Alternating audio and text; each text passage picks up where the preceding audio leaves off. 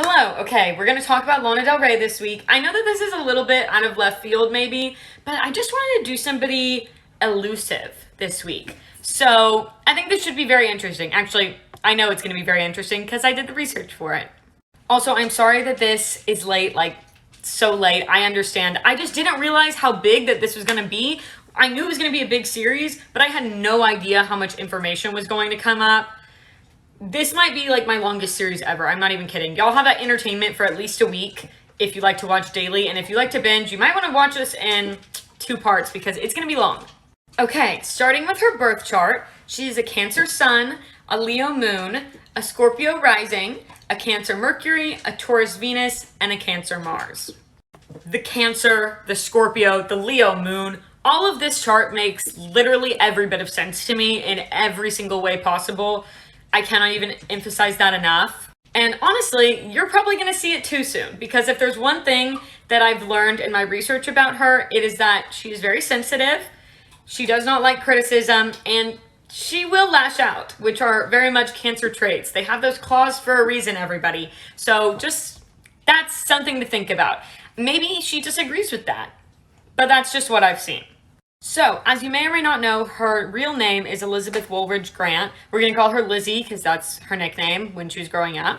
She was born June 21st of 1985 in New York, but she moved to Lake Placid when she was very young, and she said that she lived in a very small area. And according to Lizzy, when she was growing up, we're calling her Lizzy until she changes her name to Lana. According to Lizzy, she always had a big family, although she has said that she has a very complicated family life, although I don't know when that started exactly. Her dad and mom both worked in advertising, but when they moved to Lake Placid, her dad got into real estate and he also owned domains online to make money and I guess sold them, and her mom became a teacher. She has a younger sister named Caroline who goes by Chuck, and she also has a younger brother named Charlie, which I think is hilarious because they both could go by Chuck, but I actually think Chuck is really cute for a girl. And as a kid, she went to Catholic school, although she said she was never really into school. She was, however, into religion. She sang in church and she said that she always loved the mysticism, the idea of something bigger, and the idea of a divine plan. Now, Lizzy said growing up, she always wanted to sing, but she didn't think that she would actually turn out to be a singer. She figured that that was kind of just like a dream, like all of us wanted to be pop stars when we were kids. And she'd probably just have like a very normal life, which I do think is kind of different from other celebrities, because I feel like there's a lot of celebrities who always knew they'd be famous somehow, but apparently not the case with her. She didn't start really running for it until much later. When Lizzy was 11, she said that she saw Kurt Cobain on TV singing Heart-Shaped Box, and it had a huge effect on her. Of course, Kurt had like a huge effect on many people, but I feel like with Lizzy, you can see it a lot. And I think that looking up to Kurt maybe also plays into her discussion of, and some would argue romanticization of, substance abuse in her music. And she has said that growing up, she was very lonely, she didn't relate to many people, she was kind of an outsider. In 1999, when Lizzy was 14, she went to the Kent School in Connecticut, which was a boarding school. And supposedly she went there, and her parents sent her there because she was having some issues with drinking soda because she was 14. But apparently she was drinking soda every day and also alone most of the time because she thought the whole concept was so effing cool and that she liked that she had a dark side. And I hate to say it, but I can relate to that feeling that it's like, I'm just so cool. Maybe because I was listening to Lana Del Rey at that age. Who knows? She also has said that she was always prone to obsession.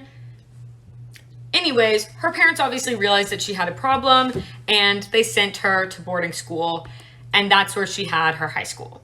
And at 15, she had her first philosophy class at said boarding school, and she said that that was where she knew she'd find her people. And basically, she just loved questioning everything. Liberal arts girl at heart. Lizzy is at the Kent School, and she said that she had one particular teacher named Jean who was fresh from Georgetown University, and she claims that he was her only friend. And supposedly in Jean's class, they read Lolita, which she said changed her world. We're going to talk about Lolita later, but all you need to know for now is that it's about a 12-year-old girl and her 30-something stepfather. You're reading my drift correctly. I'm trying to get it through the screen. If you're lost, Google it. Anyways, I also read this book in school, although I'm pretty sure that it's a banned book, but I have no objection to it being taught in school. But I do think it's important to note that it changed her world because it's going to come back. She also said that Gene would sign her out and they would listen to Tupac and stuff in his car, and he would teach her about old movies like Citizen Kane. And they went on driving trips on the weekend, and she said he taught her everything. I am not going to speculate past her description, and her description doesn't say anything unsavory. However, it does severely weird me out. Okay? In 2003, she left the Kent school, and supposedly she was kicked out for bad behavior, but she was 18 by then. And she also did say that by that time, she had substance issues, and she needed to go to rehab. But beyond the soda that we originally talked about, she had more now, more substance, you know what I'm saying, versus drink.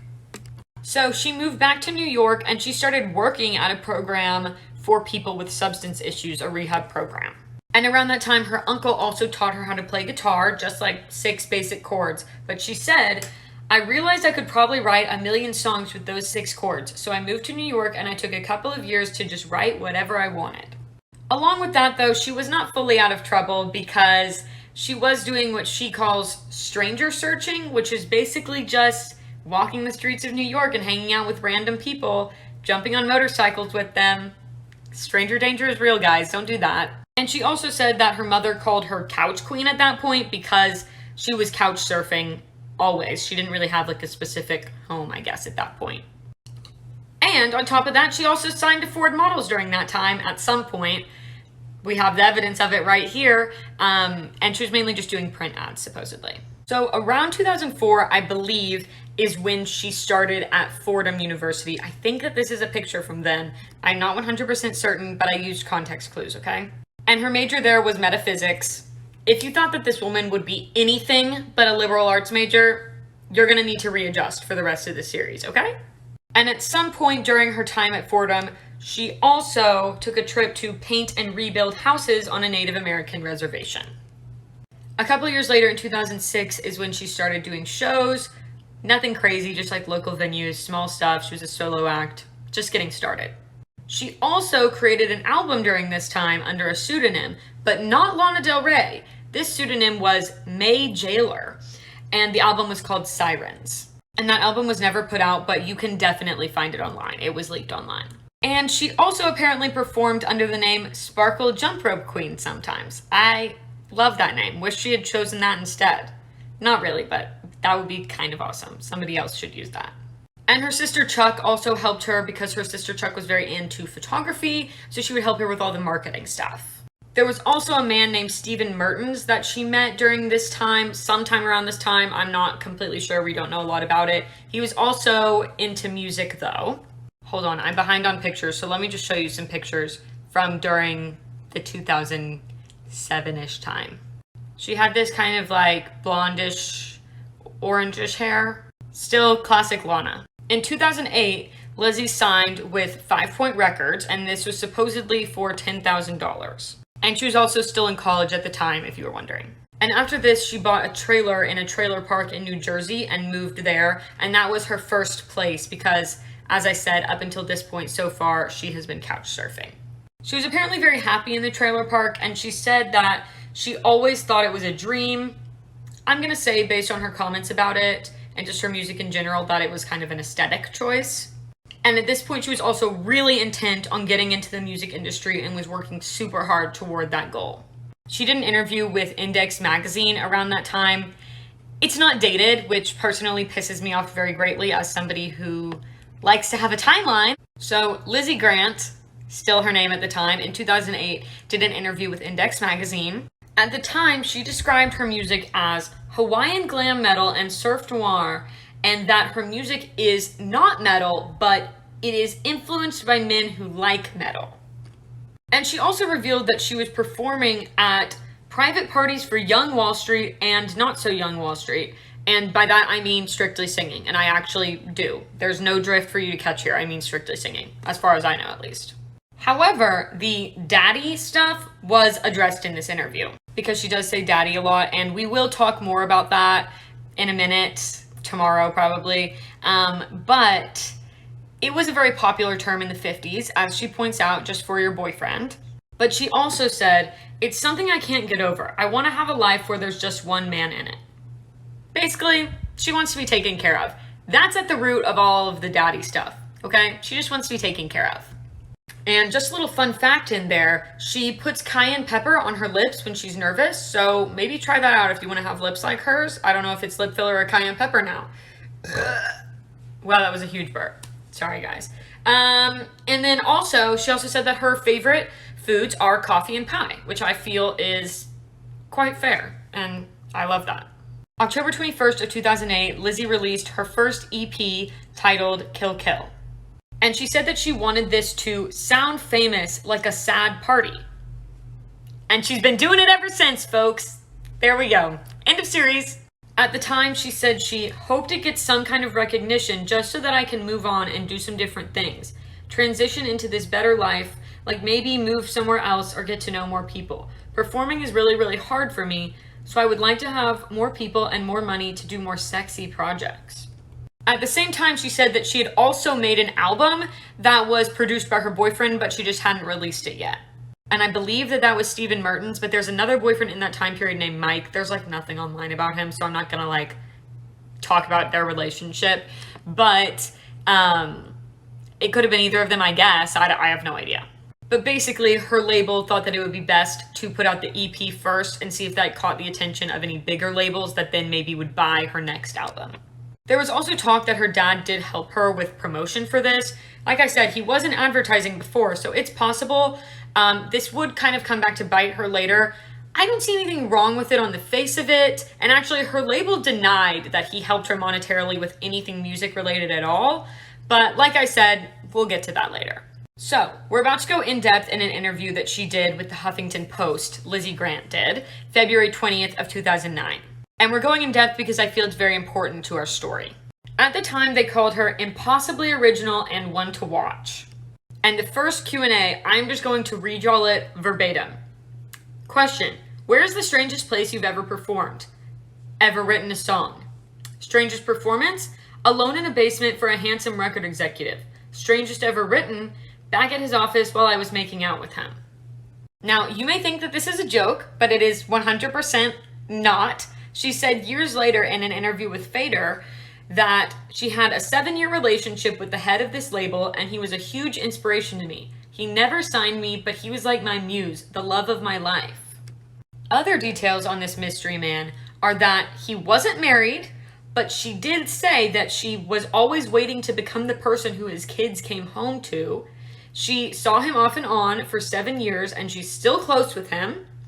And she said that he really influenced the way that she saw things, just in terms of not being able to have what she wanted, and just being close to a life that she really envisioned and loved. And she was very clear that it wasn't about dating her way to the top, shall we say, but was passionate about him and what he did, and it was being close to what I loved, but not really having it, that made her enjoy his company. I couldn't find out who this was. If you know, please comment. I'd love to hear. During this interview, she also said that all the good stuff is real, but isn't, myself included. I mainly let my imagination be my reality. Fantasy is my reality. She was talking about Coney Island at the time. If you are not into sociology, please look up David Reisman. He did a whole tour of America, and he talks about this. And the girl's into simulacra. It's stuff that feels real, but isn't real. A lot of us love simulacra today. It's a huge phenomenon. Examples include Disney, the Kardashians, really any type of reality TV, many more. I'm sure that somebody else on this app has already talked about it, so look it up in here. I'm sure somebody has. I could talk about it forever, though. Forever. And also, shout out to Professor Mestrovic. He taught me everything I know in that department. He 1000% won't see this video, but I love him. In this interview, she also talked about her inspirations, which at the time she said were Vegas, Daytona, the Jersey Shore, Elvis, Beach Boys, the Flamingos, and she didn't mention it, but definitely Marilyn Monroe. Everything Americana. So they did talk about her EP, Kill Kill, and how basically the theme was trailer park dreams, and she said, I would say I do well on display, as long as I don't have to talk. So that part is true. but no one has put me there. I write about what I know, and I know about putting on a show. I didn't feel trapped in a trailer park. I felt trapped before I got to the trailer park because I had nowhere to live. And basically that she found kindred souls there. She also talked about being very swayed by how things look on the outside, though I have been burned by what's on the inside of them so many times. Very Lana Del Rey. I can see that a million times over. Aesthetics are her thing.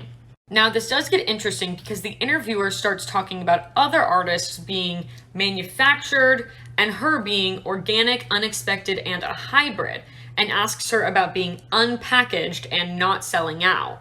And her response was that, I guess I haven't colored in the lines of the corporate picture. It's not important for me to be unpackaged. If it looks like I don't know what I'm doing, it's because I don't. But if someone came along with a better idea of how to do things, I would take it. And I think she did just that, to be honest. And people did criticize her. We'll get to this, but they criticize her for being manufactured. I think she just found a better way. In 2009, Lana was also still playing shows in New York. Still nothing crazy, still just trying to make it. And guess who else was trying to make it in New York at that time? Lady Gaga. So the two of them were definitely around each other's circles, and they definitely were friends in some capacity, whether that was friendly acquaintances, best friends, frenemies, I'm not really sure, but it will come into play later. And she was also supposedly dating this guy, Mike.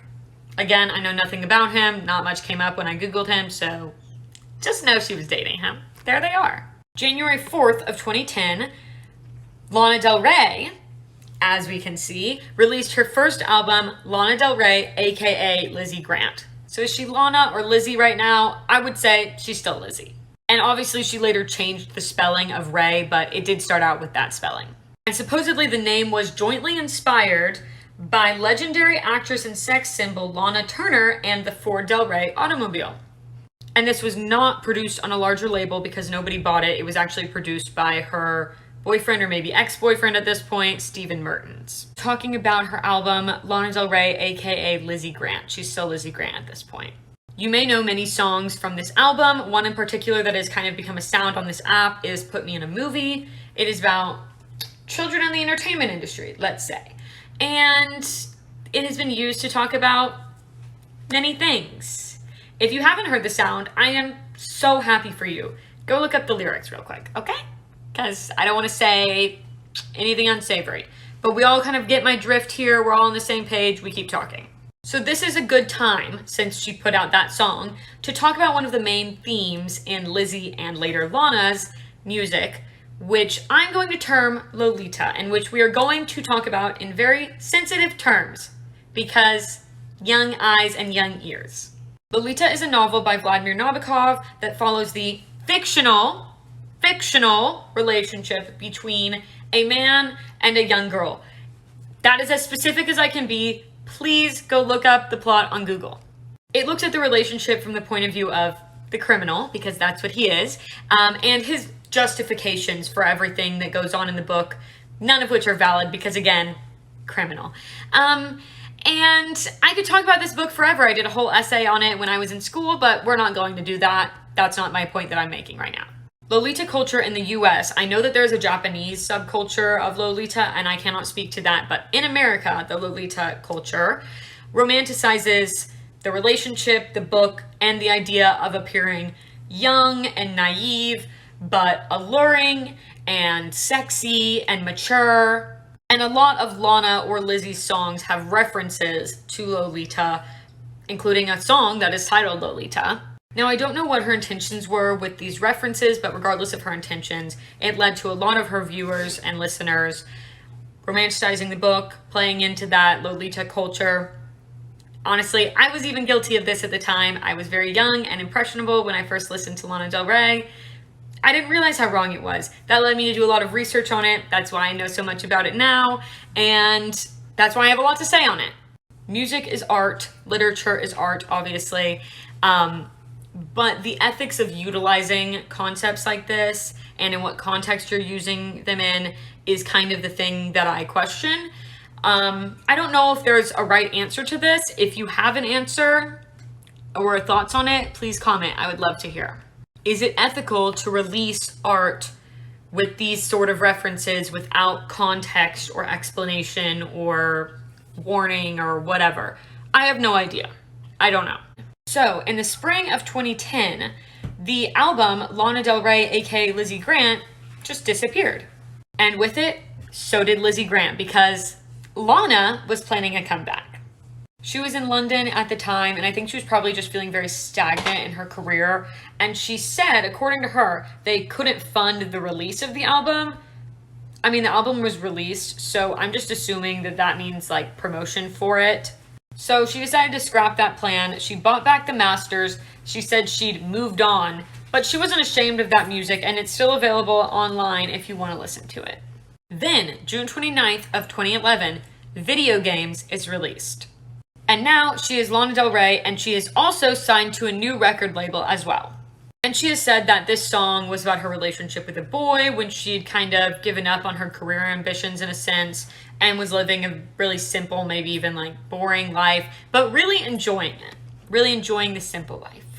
However, she immediately had critics because some people had seen Lizzy Grant and felt like Lizzy Grant was the real her and Lana Del Rey was just a fake persona that she created to become famous.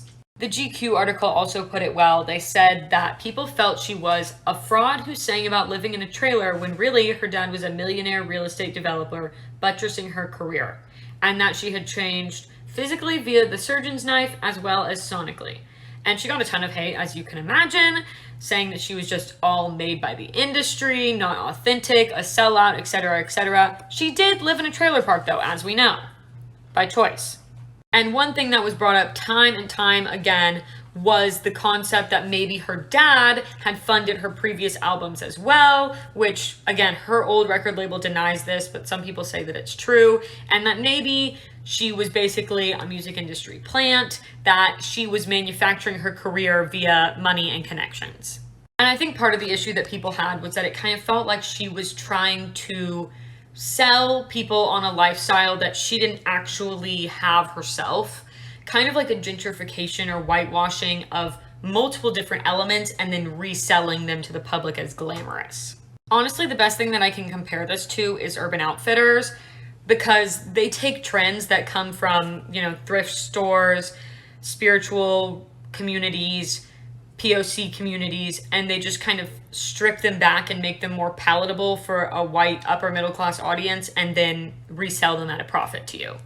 By the way, I'm not claiming that I don't shop at Urban Outfitters because that would just be a lie. I'm just saying that that's clearly what they're doing.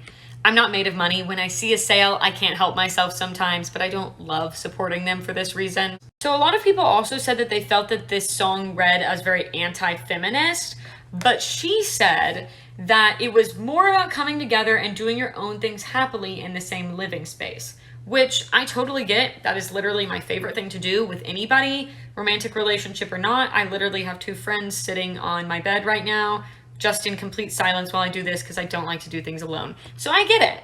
On October 16th of 2011, Lana released her music video for Video Games. And I don't think we'd really seen a music video quite like this, or at least I hadn't, at the time. She made it herself, and it was clips of her singing. This is a picture from it, just in her bedroom, clearly self-filmed, and then also mixed in with clips of skateboarders, LA, cartoons, and a video of Paz de la Huerta stumbling out of a nightclub and falling over. This was not expertly produced, not made in a studio, not made with a label kind of deal. It was very much DIY, homemade, vintage Americana, which I think is exactly what she wanted. However, some people criticized it and felt that she was secretly funded, as Fader put it, and was basically attempting to create a DIY aesthetic, but that wasn't actually her, and she was actually working with the label secretly. And speaking of labels, October 28th of 2011, Lana signed with Interscope Records. And this was a 2-for-1 deal. She was also signing with Polydor because both of those labels are under Universal. So basically, she's making it big. I think they said it best in her Fader interview that at the time there were major labels chasing the internet's whims by poaching unproven newcomers off the strength of a viral track and a look, which they are 100% still doing to some extent. But I do think that it's changed a little bit just because of how quickly trends are moving, especially with TikTok now. I think they're looking a little bit less for just one success and more proven flexibility. However, people definitely noticed that this is what the record labels were doing, and Lana was kind of the perfect target just because of her multiple success attempts and her rags to riches story that was not really rags to riches, like it seemed. So basically, the critics tore her to threads. People felt like she was faking like a trailer park princess aesthetic, that she was basically faking her entire aesthetic, and that she came from money and she'd been planted in the industry. She didn't make it on her own. That's what everybody was saying about her. However, in her Fader interview, she reiterated what she said in an old interview as Lizzy that we've heard before. She said, "All the good stuff is real, but isn't, myself included. My career isn't about me. My career is a reflection of journalism. My public persona and career has nothing to do with my internal process or my personal life. It is actually just a reflection of writers' creative processes and where they're at." And here we have a very meta moment for me because I now have to analyze myself.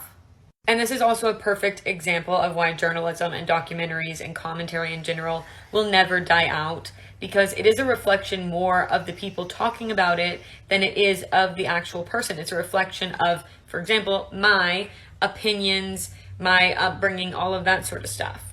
And that likely has something to do with why you're listening to this. You either probably have similar opinions to me, or you like to observe others' opinions and others' thoughts to learn more about others and find out where you stand. All good reasons to listen and to support commentary, and to not villainize journalism, because it's a good thing. And at this point in her career, right after her first single as Lana Del Rey, she got an entire team. Publicists, stylists, bodyguards, assistants, whatever else celebrities have. I'm sure they have even more than that. And she said, because she was very shy, she sort of just stuck with them. So she's had the same team for like forever, it seems like. People did say, though, that there was a suspiciously short time between Video Games, which was listed by many blogs as a self-release, and this deal where she signed with Interscope. Which, fair point, like how often does that happen after one single you sign with a major label? Although it does happen a lot more often now because the internet. But that was pretty much exactly their point. Also, though, I don't know why it was listed as a self-release, because she did have a record label, as far as I know, when she released Video Games, but that's beside the point. So, November 4th of 2011 was the beginning of the Born to Die tour, and she had not released the album yet. And let's just talk about it here, because why not? Born to Die tour and after Video Games was obviously when she started to really achieve big commercial success. And of course, she's a singer. Big part of the commercial success was her voice. Well, it turns out that she actually makes her voice deeper than it like naturally is. She said that people just seemed to prefer it. It worked out well for her, and people took her more seriously. And I think that we see women in the industry do this a lot, actually, in all industries, not just the entertainment industry. I think you do see glimpses of her higher voice in her unreleased music and in her released music, especially her newer releases, but you definitely can tell that the Born to Die album specifically, she's in a little bit of a lower register than is natural for her. Now, sometime in 2011-2012, Lana started dating this guy, Barry James O'Neill. Some sources reported it in 2011 and some reported it in 2012, so I'm just telling you now because we're towards the end of 2011. He's Scottish, he is listed as a singer, songwriter, and producer, and he's in a band called Cassidy. And she said that the way that they met was that his manager sent him her Video Games music video with the caption, "Your future ex-wife," and then they ended up meeting up from there. And he and Lana did make music together during their time while they were dating, and we will talk about that later. And a source, our sources, around the time said that they make a very unlikely couple, but they seem to work and bounce really well off one another. I don't feel like they make that much of an unlikely couple, but I don't know them personally, so maybe they do. December 14th of 2011, Lana's music video for Born to Die was leaked online. She had no idea how it happened. She did not plan it, obviously. I still have no idea how leaks happen. If anybody knows, please comment and enlighten me, because I just still don't understand it, really. At the time, though, she said that the music video was the most beautiful thing she's ever done. So, at least she was proud of it. Anyways, I wanted to mention it specifically because she has a man in this music video, a model named Bradley Solo, who she uses in a lot of her music videos. This is him, and in her Fader interview, she said that the reason that she chose him was because she liked and respected that he had a quote about war written across his forehead. I like that he knew that alienated him from society. He made a conscious decision and manifested it physically. I like what that symbolizes. And I think that that's just an interesting point about Lana's thought process in general. And we're at January 13th of 2012. At this point, it had been announced that Lana Del Rey would be performing at SNL. And the response to this was not favorable, to say the least. People were really pissed off. They felt like she didn't deserve to be performing at SNL because she didn't even have a full album out. In fact, she only had one song out, Video Games. And the Born to Die music video had been leaked. So 2 songs to her name. But people really didn't think that she deserved this. She said, though, that she knew that this wasn't in character for SNL, but that she got it because she's a good musician. And I may not have a record out now, but I have been singing for a very long time, and I think that Lorne knows that. Lorne is the producer of SNL, if you were unaware. So she was obviously pretty confident going in. I mean, as confident as you can be performing on SNL, especially when you've already faced public criticism for it. But she was pretty confident. And 2 days later, she did perform on SNL. And people did not love the performance. They felt like they had all been proven right, that her singing was not that great, and that she shouldn't have been there. And she got a lot of criticism on her voice, especially SNL made spoofs about her after the fact. It was a big thing. She said about it that looking back, she didn't think it was that bad, and that she remembered the intention she had. There was a more eccentric performance approach to it. I was thinking about someone darker coming through. Many people just were not ready for her style yet, I don't think. Or maybe they just didn't understand her style, or maybe it just wasn't their style. A lot of different factors. But I remember people hating on me when I first listened to Lana Del Rey because they thought that it was so weird. And they told me I had bad music taste. And I remember defending her like hell for this performance. I did rewatch them for this series. I do think that Video Games was a lot easier to digest than Blue Jeans for the normal person in the style that she sang. That's what I'll say on that. She definitely was trying to do something eccentric. She was trying different voices, different inflections, and it's really entertaining. And I don't even mean that in like a funny way, like not like, haha, I'm laughing at her. It is actually genuinely very entertaining to see a lot of different personas coming through on the stage, a lot of different emotions and inflections. Very performative in a way. Like, she's definitely a performer. Daniel Radcliffe, who hosted Who I Am Also in Love With, this is what he said about the performance. It was unfortunate that people seemed to turn on her so quickly. And basically, he was really disappointed that people were, like, finding out stuff from her personal life that she hadn't even said in interviews, and then using it to insult her about this performance, which you could just criticize the performance. Love you, Daniel. You're a star, buddy. And of course, all of this criticism affected her. No one is immune to criticism, even if Daniel Radcliffe is in the background supporting you. So she was affected. She said that she became depressed because I love New York so much. And she felt like the city had like kind of turned against her in a way. And of course, she also said that it made performing live much harder in the future. I think anybody who has ever done anything, even if it's made a TikTok, that is going out into the public eye and has been criticized at any point knows exactly how that feels. It's a lot harder after you get criticism. You have to somehow push through that. And by the way, I do want to make a distinction because we talked about Daniel Radcliffe's comment and how he didn't like that people were bringing up her personal life when insulting her.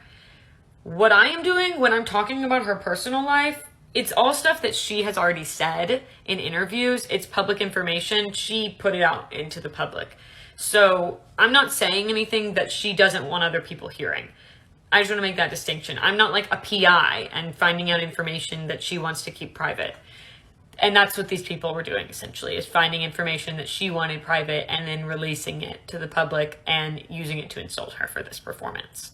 January 27th of 2012, the Born to Die album was released. And of course, we all know this album was iconic. It really was. She said that a lot of it was inspired by her youth and the issues that she had growing up, as well as one specific relationship that was like a huge deal for her, which she says that was what they talked about in the movies, and also that she will always honor it. And if she wasn't already a star, Born to Die completely shot her into stardom. She was huge after this album came out. But even though a lot of people loved it, of course, a lot of people also hated it. She got criticism for this as well. She got criticism all through her career. One Pitchfork review was honestly downright mean. They said, if you get everything you wish for and you're still unhappy, then you know that the problem is you. That was her paraphrasing someone else. The writer was paraphrasing someone, but it hurts just the same. And I feel like it almost reads as like taunting somebody's mental health, you know? Although that might not have been the intention. I have no idea. Some critics also felt like she was furthering sexism with her imagery of relationships, and that her scenes of old Hollywood and wealth and glamour and all of that were a fantasy world that makes you long for reality.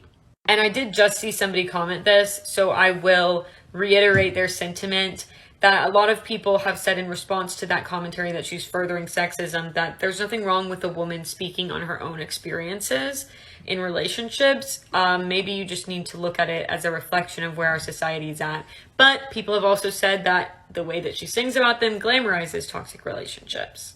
And that's another point that people made, is that a lot of the things that she was singing about felt like things that should be talked about as social commentary, but it didn't feel like she was singing about them as social commentary. And one writer called it the album equivalent of a faked O. The girlies know, and I have like 98% girlies here, so y'all know. She said that after Born to Die was released, though, was the first time that she ever experienced paparazzi, which was super strange for her. I mean, I can imagine. It probably wasn't as weird for her as it would be for like one of us to experience paparazzi, because it wasn't literally overnight. Obviously, she was trying to get into the entertainment industry, and she can see her record sales, so she knows.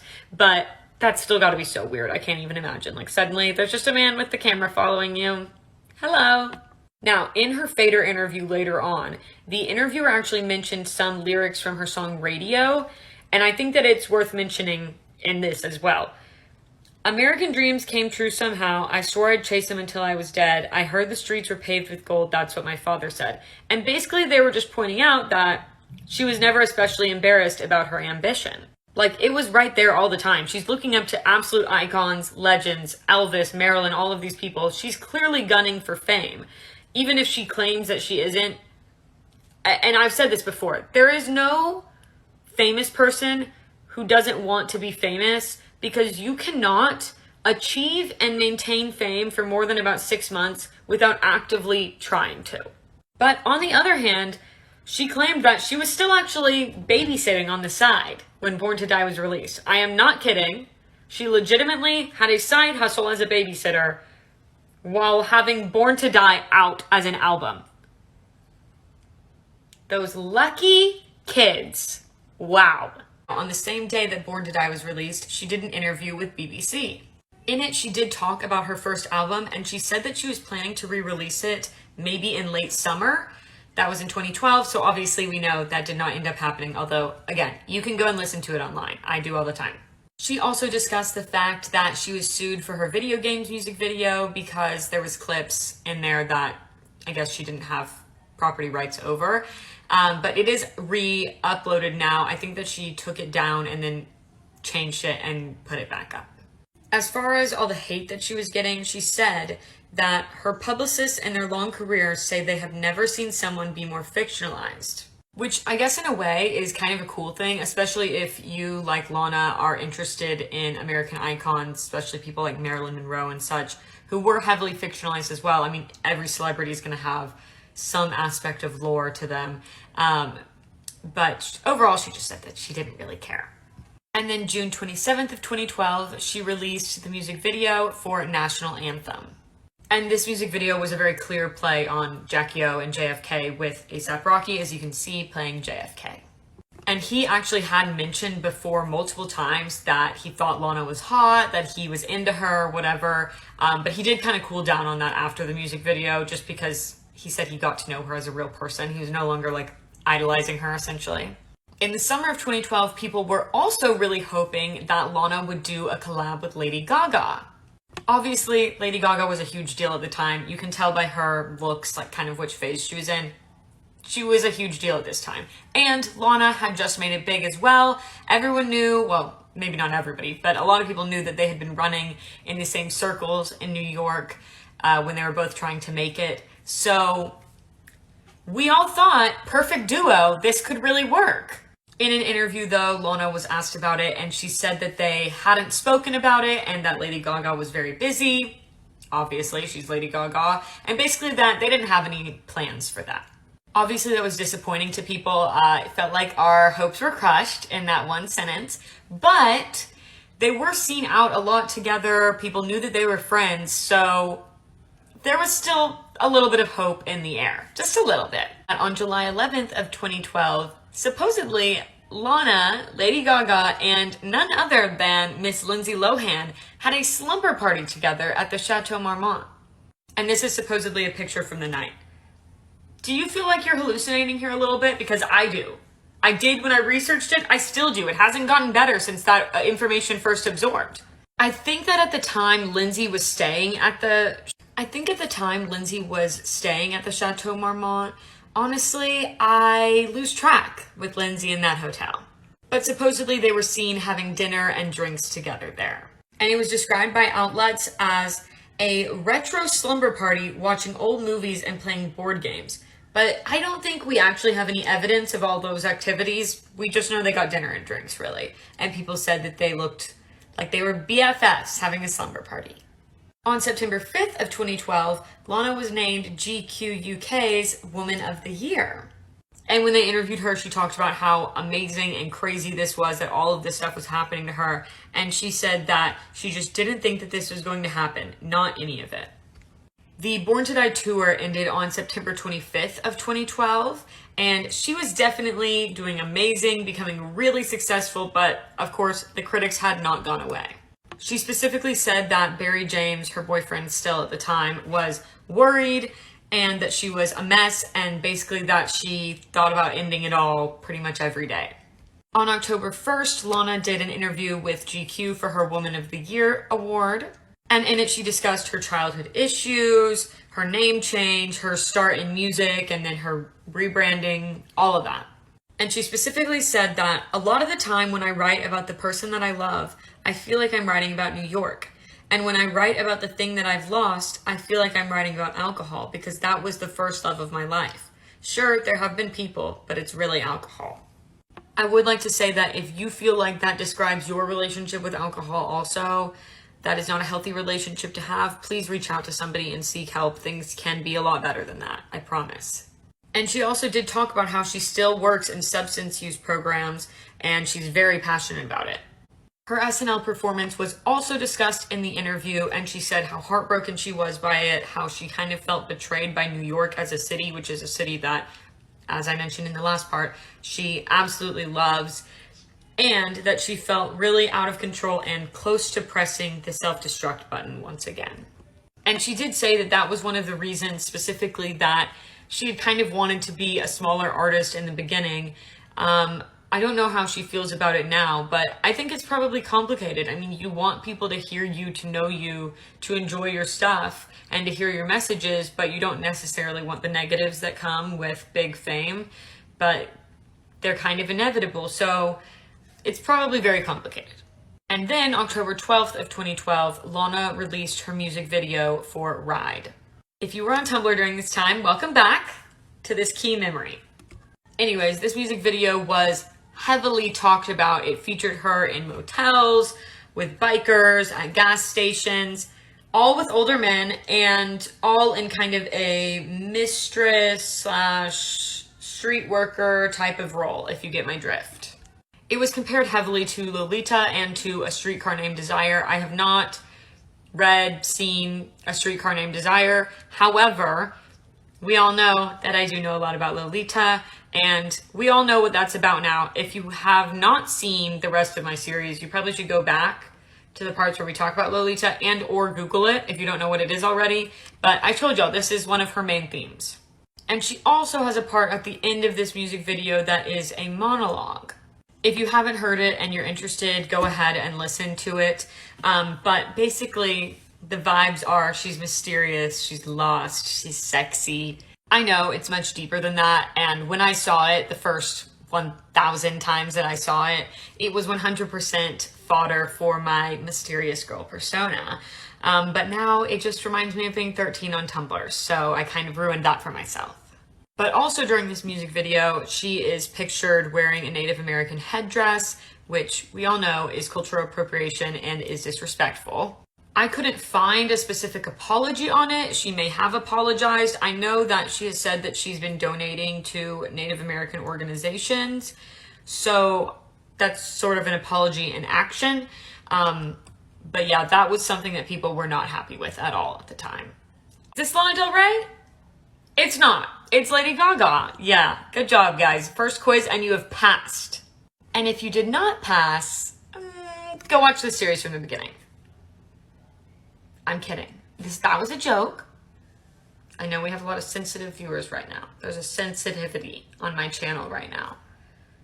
And now y'all are going to say, oh, you spent so much time at the beginning of this video. Nobody gives a shit.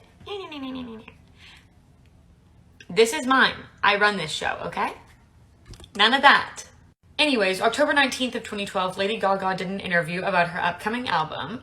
And it turned out there was a collab with Lana on it called Princess Di. Now, she had actually performed this song over the summer at multiple concerts, but nobody had heard the part with Lana in it, so people were very excited for this to be released and hear her feature. And interestingly, Lady Gaga also collabed with Azealia Banks on this album, and she will also be coming into our story later. November 9th of 2012, the Born to Die Paradise edition was released.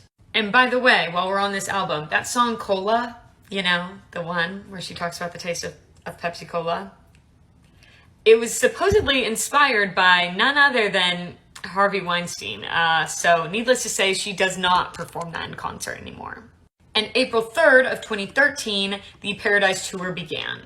And Cassidy, the band that Barry James, her boyfriend, is in, actually opened for her for a couple months of this tour as well. On April 18th of 2013, Lana released a cover of the song Summer Wine by Nancy and Lee with her boyfriend Barry James, and along with that, a music video of the two of them together. That's what this is from. And then on May 1st, The Great Gatsby movie was released, and along with it, Lana released this absolute gem of a song, Young and Beautiful. Still hits so hard, an amazing song, love it so much. On May 27th of 2013, Lana played a show in Dublin. Supposedly, right before she sang Video Games, she said, "I just wanted to say that a lot of people have said a lot of things about me, and I really appreciate my fans and all my friends." And then during Video Games, she actually started crying a little bit and asked the crowd to help her sing the song, and everybody kind of assumed that that was because of hate that she was getting. However, she clarified later that she'd been sick on tour for about 2 years with this medical anomaly that doctors couldn't figure out, and that it's just heavy performing for people who really care about you and you don't really care that much about yourself sometimes. I thought it was sad. I thought my position was sad. Unexpected self-congratulation, the triumph of finally making it. You never really know. And I feel like as inauthentic as some people claim her to be, that was a very genuine statement. Chronic illness absolutely sucks, especially when you don't know what is going on with your body, and after a while you just feel completely hopeless and just lost. And add on to that, being part of the machine that is the entertainment industry and achieving incredible fame and achieving a ton of goals. I mean, I think we can all relate to the feeling of achieving a large goal that you thought in your brain kind of that would fix all of your issues and that you'd finally be happy. And then you get it and it doesn't fix everything and you're not happy. And that just sucks. Like, to me, that's a very vulnerable moment for her because I can relate to both of those things. In July of 2013, Lana's email was hacked and a demo was leaked called Black Beauty. It was done with Barry James, her boyfriend, and she did say that she was discouraged by the leak, but she persisted on. The girl perseveres. You got to say that about her. And I will say this was an early favorite of mine, still is one of my favorite songs of hers. And then on July 11th of 2013, Summertime Sadness, the Cedric Gervais remix, was released.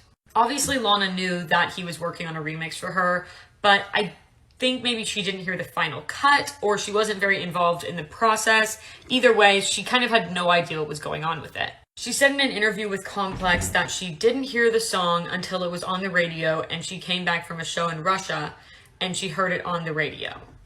And she, like many other artists, feels like they want to be a big part of the process and they want to know exactly what's going out with their name on it. So I think that was very annoying for her. And then that remix actually blasted Summertime Sadness into popularity, did great things for her career, was a big success. And I can definitely see where she's coming from in not wanting one of her biggest hits to be something that she didn't have full control over, because that is going to play into people's expectations for you in the future. Not just fans, but also labels, radio stations, all of that. And the next day, she did an interview with Nylon, or the interview came out. I'm sure it was done before that. In it, she said, "Right now, I'm doing family and thinking about what I want to be doing. I'm enjoying living easily, planting trees, things like that." Sounds fantastic. She also talked about growing up Catholic, and she said that she doesn't have the traditional views of a conservative Catholic, and at the time she listed her inspirations as Kurt Cobain, Jeff Buckley, and Jim Morrison, which I feel like we can all see the influence of those people in her music. Not long after that, on July 23rd of 2013, another song of Lana's was leaked online, and this one was called So Legit. Now, we don't know when this was recorded, or if you do know, please comment. But people were immediately suspicious of this song because she mentions Stephanie, which is Lady Gaga's real name. So we were thinking we knew who this one was about. And truly, I just need to read y'all some of the lyrics because holy hell. "You're looking like a man, you're talking like a baby. How the F is your song in a Coke commercial? Crazy, I don't get it. Your taste once exquisite." And then we've also got, "You called me the queen of the downtown scene. Babe, how the F would you go switch it up and then replace me?"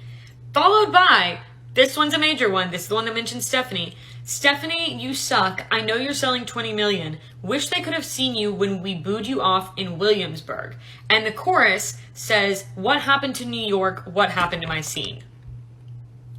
Big oof. That is all I have to say on the matter.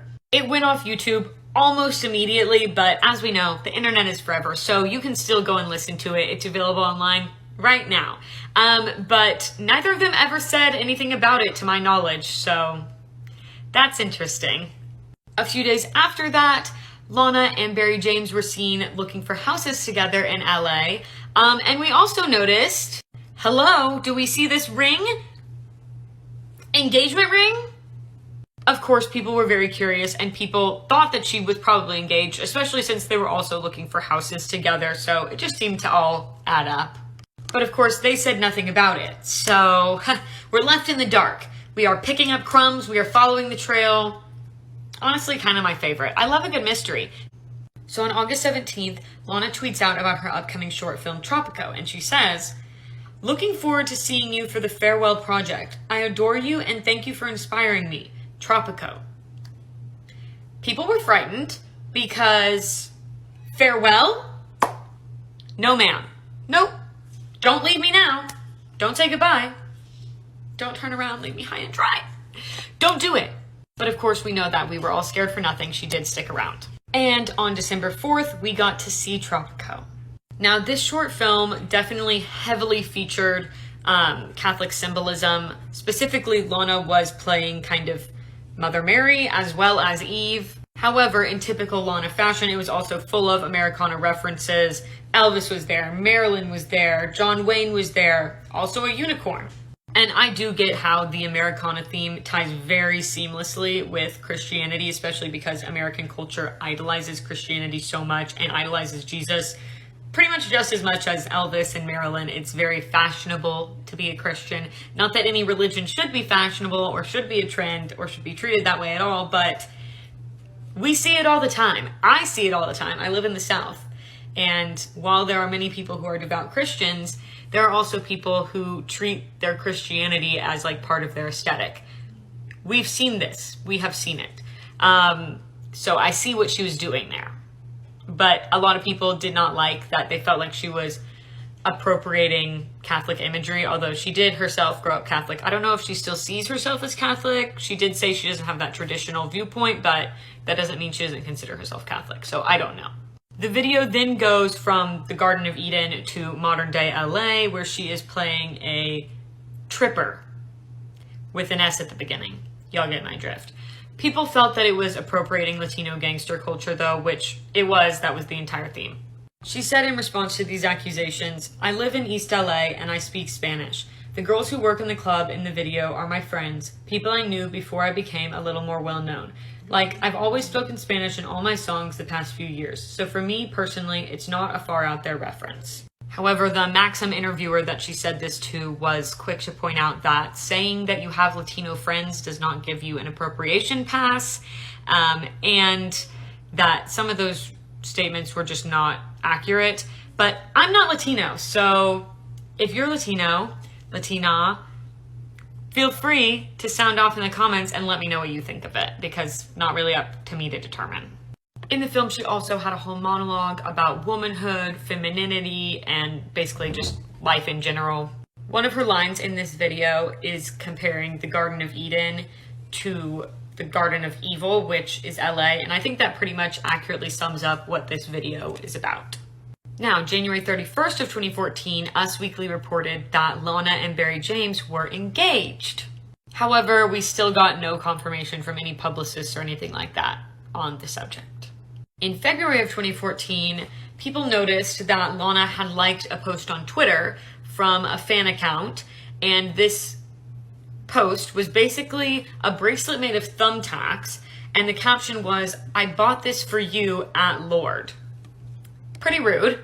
And of course, since Lana liked the tweet, people pretty quickly came to the conclusion that she did not like Lord, which I feel like that's the conclusion any of us would come to. She liked to hate tweet about her, so. People speculated at the time that the reason she didn't like Lorde was because Lorde had done an interview recently where she basically said that she didn't understand why our society was constantly listening to and talking about people who talked about opulence and wealth in their music, and Lana was one of her examples for that, among others, and she also called it irrelevant. Personally, I don't think that's a very hateful thing for Lorde to say. I think it's more a criticism of our society and the music industry in general rather than Lana as a person. But Lana either took it personally or dislikes her for an unknown reason, or maybe liked that tweet by mistake. Unknown. And then June 4th of 2014, Lana did an interview with Fader, and we have a lot to talk about in this interview. She talked about her past, the Dublin show where she cried, a lot of stuff. It was a very good interview, honestly. And interestingly, she also said at the time that it was her longest interview ever. So I do think that they got more vulnerability and honesty out of her just because of the length than probably other interviews, because I do think she's probably somewhat reserved and protective of her image. I also think the interviewers summed it up nicely with their analysis of her 4 most prominent themes, which were indecisiveness, submissiveness, reverence for American icons, and self-destructiveness, both within herself and the men she idolizes in song. But for Lana, she said it's playing, and it's really a persona, it's a stage name. Which, I mean, doesn't change those being themes, but it separates Lana from Lizzy, let's just say. As to her persona and her themes, she said, "It's all nothing, it's all everything. I could really go any way. I've lived a lot of different lives. And as somebody who has gone through a lot of phases and still has all of them swirling within her, I 1000% get this, understand it, and I think it's completely normal and natural. However, I do think within the entertainment industry, it can come off as inauthentic, specifically because consumers want something that is consistent and is just one thing. They want like a niche because they want to feel like they know this celebrity. And in order to know something, the best way to know it is for it to easily fit into a box, for you to be able to pin it down. Do you know what I'm saying? And maybe people aren't able to do that as well with her because she has a lot of different things about her and a lot of different themes. However, the part of the interview that people were not fond of was when she said, "For me, the issue of feminism is just not an interesting concept. I'm more interested in, SpaceX and Tesla, what's going to happen with our intergalactic possibilities. Whenever people bring up feminism, I'm like, God, I'm just not really that interested." I think the feeling that people got from that statement was heavy pick-me-girl vibes, and internalized misogyny could definitely be a source of those comments, but I want to leave open room because I don't think that just labeling somebody a pick-me-girl and moving on is a very helpful approach at all. it is absolutely okay to find some aspects of life or of politics more interesting or more compelling than others. However, I think that the disrespect in saying that when people start talking about something, you essentially just wish that they would shut up is what really bothered people. Because just because something is more or less interesting to you than something else doesn't make it more or less important than anything else. And she later said that this was because she feels like that's obvious. Like I shouldn't even have to bring that up. Which to me just shows that she's in an area where probably everybody around her considers themselves a feminist, is very politically correct, and she is not seeing on the day-to-day the issues that are happening, so it feels obvious. Although I'm sure now she probably is seeing those issues. We all are. And I wonder how she feels about it now. So in her Fader interview, Lana said that her idea of a true feminist is a woman who feels free enough to do whatever she wants.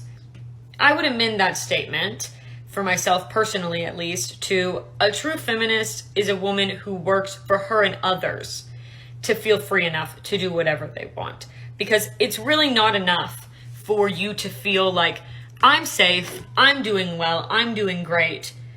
Because there are other women who are not. And I think if you're a feminist, you should be standing up for those other women. Aside from feminism, though, she also confirmed that it was true that she had had a relationship with a label exec. And the interviewer also talked, I don't know if he talked about it with Lana or just afterwards, but about the post-feminist, socialist, and queer analyses of her art, which is very interesting to think about for sure. I would definitely recommend looking up those essays and seeing what people have to say. I do think it's interesting that she plays a ton of different characters in her art, that she shows a darker side to money, to fame, to Hollywood, and that she shows that there are good and bad and toxic relationships at all levels of life, in all ways of life, at all socioeconomic levels. But whether she is aware of being a performance artist or not, I don't know. And whether the meanings behind her songs are what we think they are, I also don't know.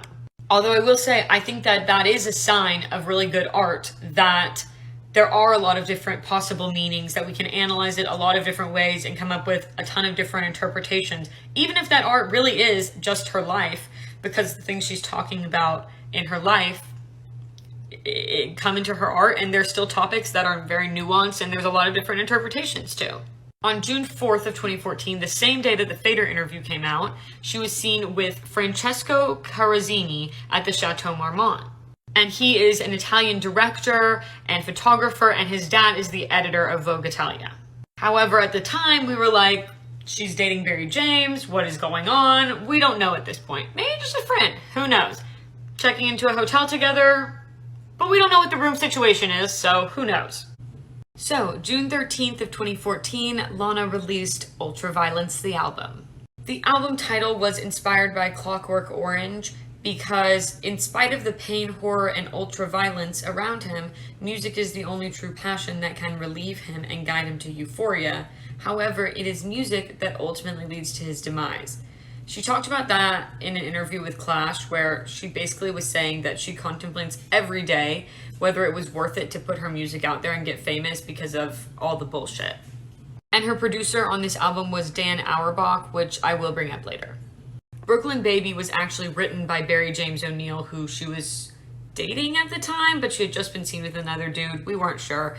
And he would supposedly also worked with her on Black Beauty, but we don't know exactly what his role was in that.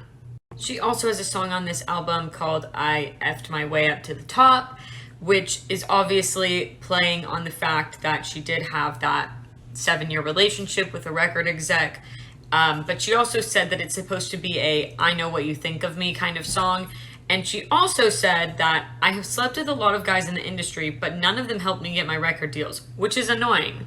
Just a few days later, on June 18th, she was spotted with Francesco again in New York. And then not long after, on June 24th, we got the reports that her and Barry James had broken up. At the time, she said, "He is a wonderful person, but there are some things he has to deal with. I will not explain it in detail. This was hard on our relationship. I no longer felt free. We'll see how it goes." And I find it very refreshing that she didn't just blame it on scheduling issues like everybody else. She actually admitted that maybe sometimes there's problems in a relationship. She also described him as a very dark character and said there were months on end where it's a really dark stretch of writing and waiting. He has his total own world. However, she also said in an interview with Complex that came out later that we're probably about to talk about that she definitely demolished it through tons of depression and insecurity. God, how relatable, am I right? And I know we're probably all turning over all of those words in our mind right now and speculating on what happened, but we never really found the answers, unfortunately. He did say later, though, that looking back, it probably wasn't easy living with me. I'm an insomniac and I have depression, and said that he felt like a burden. Again, relatable, feeling some empathy with both of them right now. So, her and Barry had broken up, we thought, until June 25th of 2014 when Barry was interviewed by TMZ. First, he said, that's just papers. She's got an album, implying that it was all a PR stunt for her new album coming out, and then he endorsed the album as fantastic. And then they asked him if he would still make music with her even though it was over between them, and he said, it's not over, it's not over. Don't believe everything you read. Which at first, I was thinking, a man in denial, okay. But then I saw an interview from him later on. And in this interview, he said that he got a text from his cousin when her interview talking about her breakup with him originally came out. And the text from his cousin said, sorry that you and the missus have broken up. And he was super confused. Then he saw the article, but thought it's a load of shit and gossip. Hence his comments to TMZ about it. However, he said, but it wasn't. That's how I found out. That is so rough, Barry. Bless you. Meanwhile, 3 days after that interview of Barry from TMZ, Lana is seen kissing Francesco. Kissing, eating ice cream, riding on Vespas together in Italy. He's the Paolo to her Lizzy. Get it? Because her real name's Lizzy. And then, July 24th, Lana does an interview with Rolling Stone. She did talk about her love life, and she said that her romances are more of an extension of the creative process. There's high impact events that happen, or big adventures, or big fallouts. So it's inspiring, and it's not grounding, but it's what I need to keep going. I think that probably a lot of artists are similar in that they probably subconsciously or knowingly look for those kind of relationships with a lot of passion, a lot of intensity, just because they like passion, they like intensity, they're artists, and it gives something to feed their art on. And then on July 30th, Lana released the music video for Ultraviolence, and guess who directed it? Give one guess. Francesco! Based on my guess that she did not film this music video within a week, seems like the timeline is a little bit fuzzy on the end of her last relationship and the start of this one, but what do I know? In August of 2014, she was interviewed for Complex. They talked about Ultraviolence, and she said, I like a physical love. I like a hands-on love. I like a tangible, passionate love. For me, if it isn't physical, I'm not interested. Mostly because her daily life is very non-physical, very organized. You know, she's writing, she's doing art, she's probably has a very strict schedule, that kind of stuff. And of course, they had to ask, after she talked about how she loved a physical, passionate, electric love, who's the last person you met who made you feel like that? That like you just have undeniable chemistry, similar minds. And she said Dan Auerbach, who is the lead singer of Black Keys and also produced Ultraviolence for her. And then she said, for better or for worse. Now, keep in mind, she fully has a boyfriend at this point, and even if we take into account that interviews are usually done like ahead of time, her last boyfriend, their breakup was literally a week before, maybe even a little bit in between, with her new boyfriend. So where the hell does Dan Auerbach factor in? I think the answer is that either there was sort of a fling, maybe while she was with Barry, maybe they were working through it, maybe she just decided she was done with Barry, who knows? Or maybe she's just talking about a mental connection versus like a physical connection. Either way, I think that if I, and probably most of y'all will agree, if my significant other said someone else's name as the answer to that question in an interview, it just, that, rough. She did also mention an entire time period where she was hanging out with Dan a lot, and why did I just think of Dan Humphrey? I'm sorry. And his friends, and it seems like it was more of a creative endeavor than a romantic one. She said he really helped her musically, so could just be completely business. And of course, haters came up, and she said, as far as criticism to her music, it wasn't made to be popular. It was more of a psychological music endeavor. I was unraveling my history through music, which I can definitely see that as her goal and not being famous. She did still admit, though, that obviously hate bothers her to some extent and that it doesn't feel like you're achieving as much when you do get hate, even though there's tons of people who love you and they're just not saying as much. So, human. On October 7th of 2014, Francesco photographed her for Italian Vogue. And October 18th, the Paradise Tour ended. And then this man comes into the equation. But November 12th of 2014, Eminem released a video of him freestyling, and Lana got a feature. Yay! Except the feature was, I'll punch Lana Del Rey right in the face twice like Ray Rice.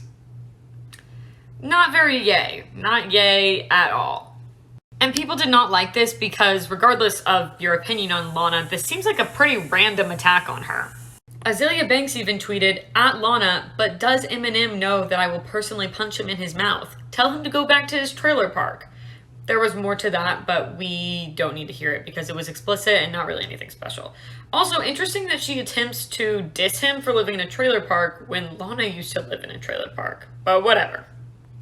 Basically, no one was with Eminem on that one. And then, November 20th of 2014, a clip was released that was supposedly of a Marilyn Manson music video. There's only so much that I can say about this, so I'm going to dance around it a little bit. She was in a scene with Marilyn Manson's friend in the video. It was a disturbing scene, and four-letter word rhymes with the fruit that is used to make wine. You got it? Do you have it? Okay. Anyways, I don't recommend looking it up online or watching it. It's really not worth it. Just spare your eyes, spare your feelings. But that was not met with a lot of positive feedback. Really, why would it? Why would it? Why would you make that? Why would you put it out? So many questions. And a few weeks later, Marilyn Manson finally responded to the backlash on December 11th of 2014. And let me just start by saying that I do not like this man. I do not support this man. And that feeling of mine that is personal is backed up by his behavior. Now, here's what he had to say. First of all, he said it wasn't a Marilyn Manson video and was done by an editor of his. Okay, so it's just like some fancy Photoshop work, bad editor, he'll get fired. Fantastic. No, not quite, because actually, Marilyn Manson said that he and his friend Eli actually wanted to test out that scene. And so Marilyn said, sure, go ahead, try it out, film it. He specifically said that they wanted to do a music video with her, but she was being such a problem for him personally. Although I still respect her and I'm friends with her, that I just left. I was tired, and I let him test the camera out. And after that, it was just basically him saying that he wouldn't make a video like that. It doesn't fit with the video, even though he said that he wanted to test the scene. After that, he pretty much deflected all of the blame to his editor and said that he wasn't happy with it, but also that he didn't really care because he had nothing to do with it. I'm sorry, but again, why? Why would you think of that? Why would you want to film it? Why would you give someone else permission to film it? And why would you be so nonchalant about it after the fact? I don't know what I expected from his response, but I was still absolutely floored at how horrible it was. Also, the link to the article about the video is not going to be in my sources because it contains that word. So just know that it was an NME article. You can find it, quick Google search. As for Lana's role in all of this, I know that we want to ask the question to her also, why would you film something like that? But let's consider that that was probably an incredibly uncomfortable situation for her. Marilyn Manson and his friends are probably very frightening. They're frightening just to look at online. And they're asking you to portray a victim. What happens if you say no? Do you stop portraying a victim and just become one? I'm not saying that she was afraid. I'm not saying that's why she did it, but I can definitely see where a fear would be there. Now, January 28th of 2015, moving on from the Marilyn Manson stuff, Lana was seen at the airport with Francesco and supposedly they were fighting. The reports were that she was crying her eyes out and ended up leaving the airport, but they were still together, it seemed, afterwards, so just a quick fight. February 8th of 2015 was the Grammys, and Lana did go to a pre-Grammy party, and at this party she was sat next to Nancy Pelosi, Kathy Griffin, and Al Gore. What an interesting table. So Kathy said that apparently she introduced herself to Lana, and Lana said, I don't think so. And when Nancy Pelosi asked her why she was mad, Lana did confirm that she was pissed because Kathy had put her on the worst dressed list at some point.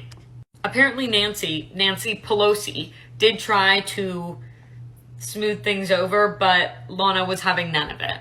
I mean, I get being embarrassed, I get being annoyed even, but like at the end of the day, you're in this industry, this is somebody's job. You might not agree with that job, but you kind of have to move on from people judging your outfits at some point. So May 7th of 2015, Lana began her Endless Summer tour, and Grimes was also featured on this tour. Courtney Love also performed on tour with her, which must have been absolutely crazy for Lana considering that both her and Kurt were huge influences on her, she has said. I think you'll probably know by now that one of the series that I've been working on very slowly for YouTube is Kurt and Courtney, and if you didn't, well, now you know. But it's been going just extremely slowly because honestly, it is like last priority on the list considering that I make these every week and whatever. But that is coming eventually. And then June 16th of 2015, the Endless Summer tour ended. It was pretty short. Shortly after that, in September of 2015, Lana released Honeymoon, the album. And as to the title, she said that she just loves the word and the idea of everything working out. She also said that this album features a touch of psychedelia and also jazzy noir and still kind of thoughtful songs. Bad news though, November 11th of 2015, we get reports that Lana and Francesco have broken up. Our friendly neighborhood sources said that she's wanted to settle down for over a year now and he's just not there yet. And they had apparently broken up and gone back together a couple times already during their relationship, but this was the final breakup. In 2016, in June, she did her festival tour, although this was listed as unofficial on her wiki page, so I'm not sure about that part, but it seems like she did a tour. And that lasted through November of the year. She really was pretty quiet, I feel like, in 2015 and 2016. That's why I don't have a ton to say about those years in particular, but we're moving swiftly on to 2017. On February 23rd of 2017, Lana made a tweet that said, "At the stroke of midnight, February 24th, March 26th, April 24th, May 23rd, ingredients can be found online." And while that doesn't really sound easy to interpret when I'm saying it, when you look at it in tweet form, people pretty quickly connected the dots that she was talking about doing a spell to get Trump removed from office because he was president at the time. Just in case y'all forgot about that. And that was 100% accurate. She confirmed it, her team confirmed it, that was exactly her intentions. And I know that the idea of like doing a spell might seem absolutely wild to some of y'all, but it is really not different at all from when Trump supporters were all praying for the vote for Biden to be overturned at the beginning of 2020. April 23rd of 2017 was Coachella. Isn't there always a Coachella in the timeline? There has to be. Stuff goes down, stuff happens. Anyways, Lana was at Coachella, and guess who we saw her kissing? Seriously, if you don't know the answer already, you are not going to be able to guess this. G-eazy. Such a strange coupling to me, but the reports were that they barely left one of their sides and looked very lovey-dovey and were canoodling and such. Sorry, but I'm personally like not a huge fan of g-eazy, so I don't love that pairing, but feel free to disagree with me if you'd like. Give me your best argument for why they're absolutely soulmates.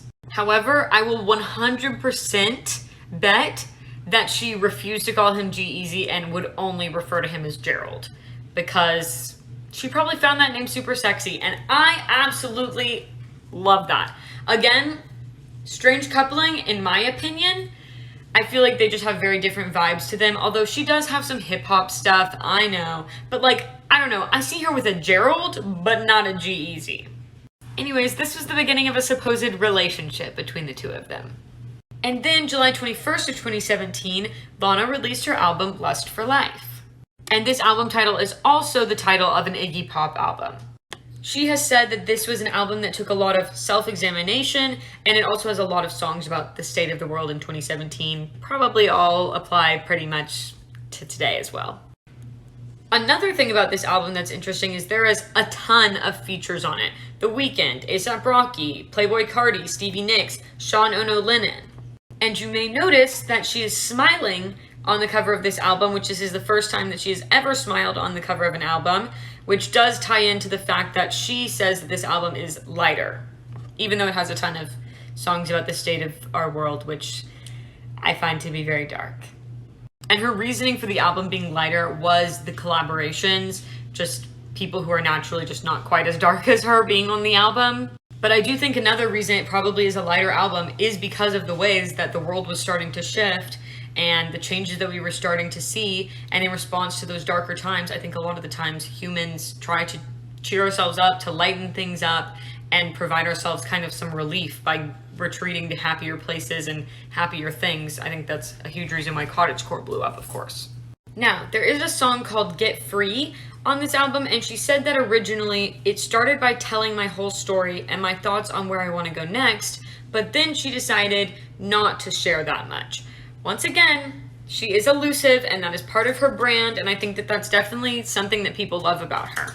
And one of the reasons that I think being elusive works so well for her is because her songs have a lot of different settings, and she talks about a lot of different settings. Old Hollywood, political environments, rundown motels, trailer parks, whatever it is, you have to buy into that as her persona for those 3 minutes. And that works a lot better if you don't know her like super up close and personal, like you have parasocial relationships with people like me. You know, I'm never going to be able to convince you that I'm an old Hollywood glamour girl because you know me, you know?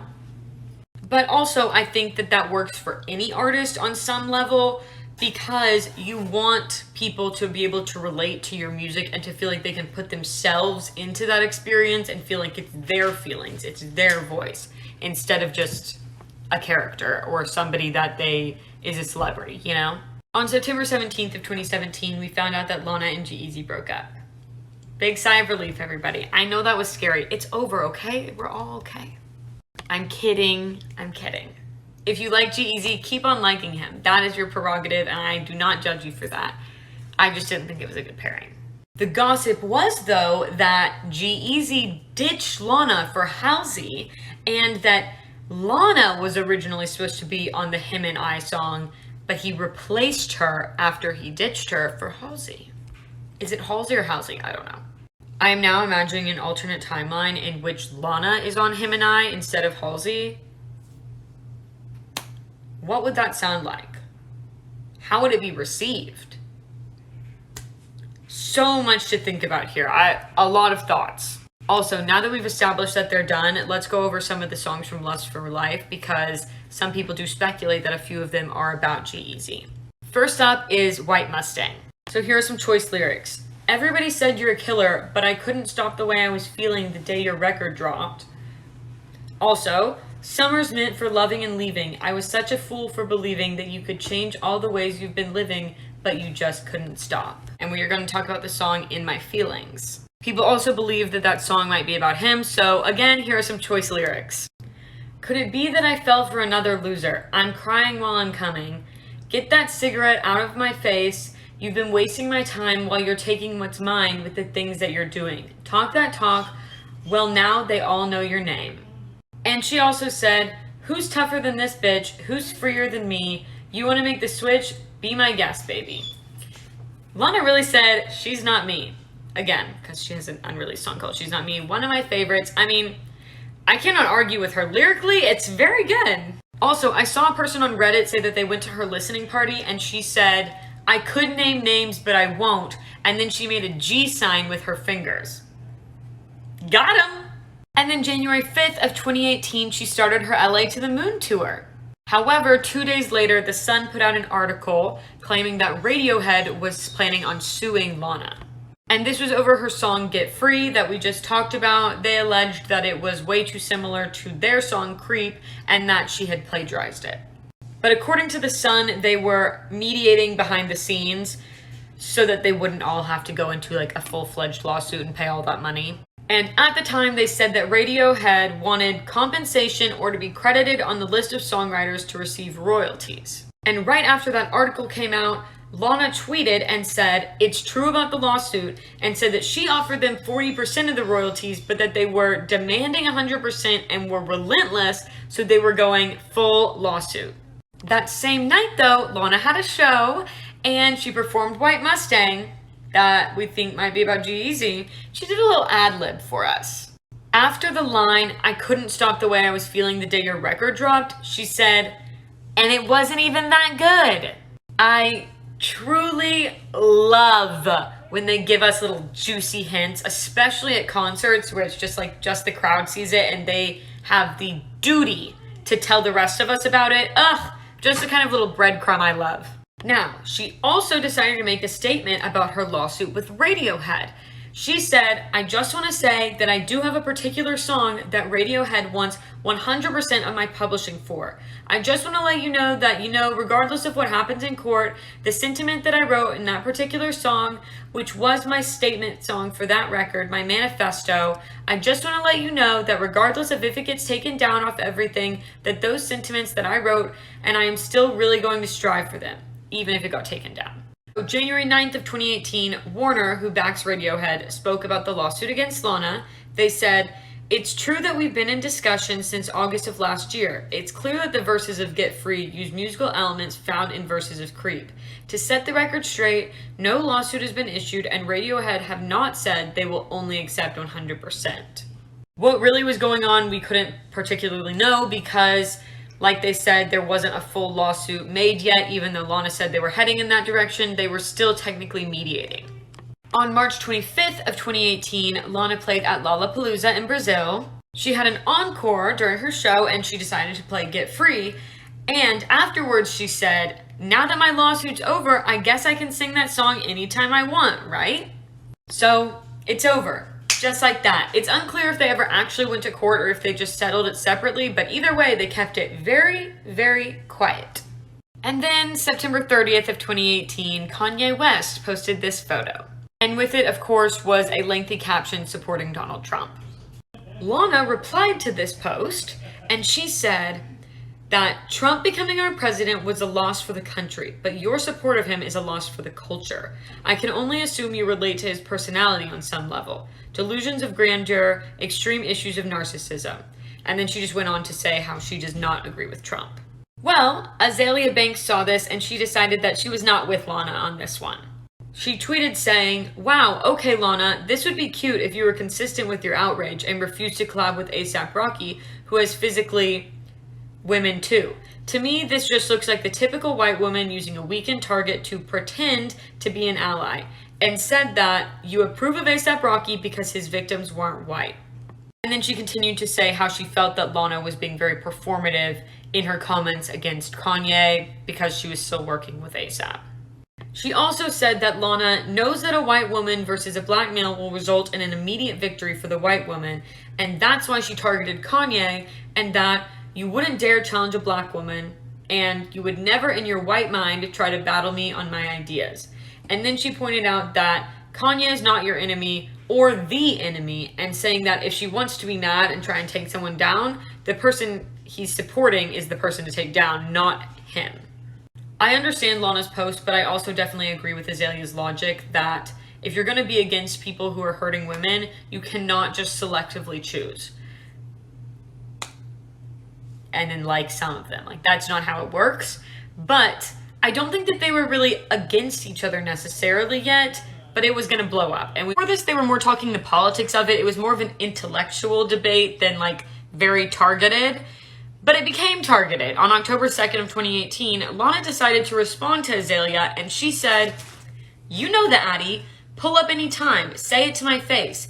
But if I were you, I wouldn't. And then she said some other vaguely threatening things.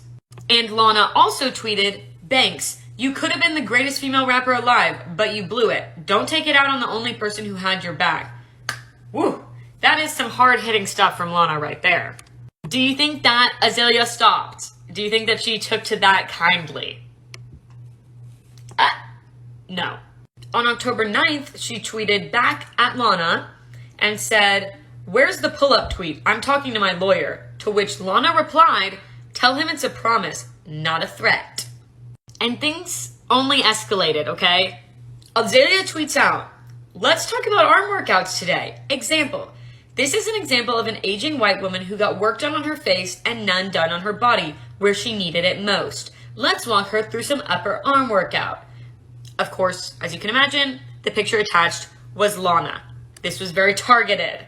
And she followed that one up with, Azealia did, still Azealia. First, we need her to call the surgeon who did her pointy Michael Jackson nose and ask for some Kai Bella for those chicken patties. Next, we need her to head over to Instagram and invest in some flat tummy co lollipops and a $20 waist trainer. Not the flat tummy co. I'm dead. And she kept going, guys. Yes, she directed Lana to pick some male body parts off the floor, put them in her mouth and ears, and then rub a bodily fluid on her face for her aging white lady skin, which she said was an excellent way to fill the wrinkles left behind by expired Botox. I mean, this is unscripted as far as I know, guys. Like, they're just going off. I don't think that their publicists were involved with this one.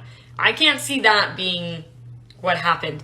So, Lana has just taken a lot of heat from Azealia, and this was her response. I'll send you my surgeon's number and a good psychiatrist I know in LA. Your psych meds aren't working.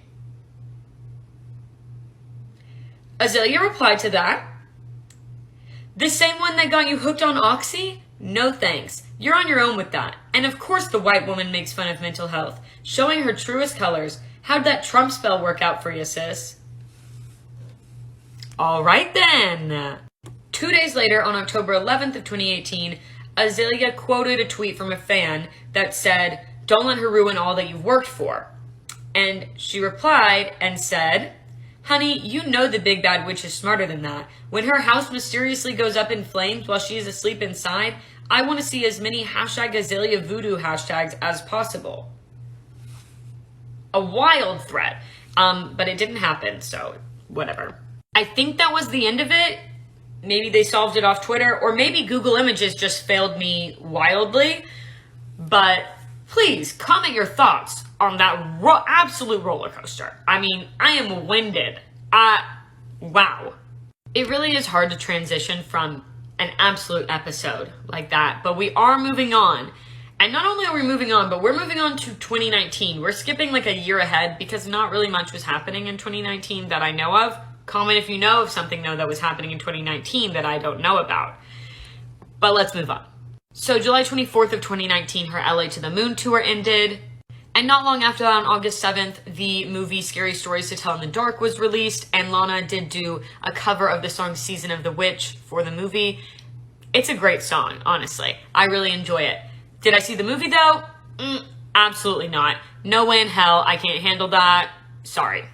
And then on August 30th of 2019, Lana released her next album, Norman Effing Rockwell. If you're not familiar with Norman Rockwell, he was an American painter who focused on American life, and he kind of had like a bit of a comedic way about him. And she has said that the album title came from her basically thinking about what Norman Rockwell would say if he could see American society today. And this album was made with Jack Antonoff. And speaking of Jack Antonoff, I know that a lot of y'all have requested a Taylor Swift series. If you do want me to do a series on her, I can. I think somebody else on the app has already done one, maybe? I don't know. But I'm willing to do a series if y'all want it. And Lana said that she wanted this album to be more singer-songwriter vibes with some surfy elements and not too overproduced at all.